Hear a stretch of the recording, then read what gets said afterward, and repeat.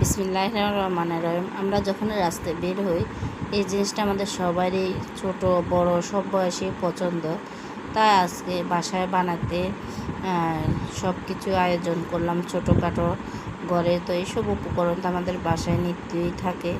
তাই আমি বাচ্চাদেরকে নিয়ে সন্ধ্যা বৃষ্টি বৈশাখের দিনে ওঠার জন্য এখানে আমি ছোলাগুলা সিদ্ধ করে নিয়েছি।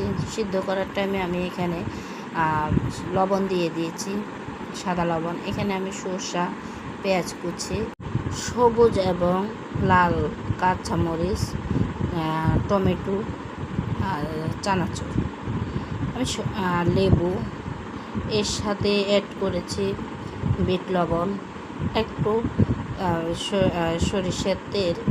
আমার এখানে আমি সব কিছু বাটিতে নিয়ে বাচ্চাদেরকে দিয়েছি, কিন্তু আমার তো মামাদের মতো ব্যাপার নেই, কারণ আমার বাচ্চাদের সব হয়ে গেছে ওটার জন্য।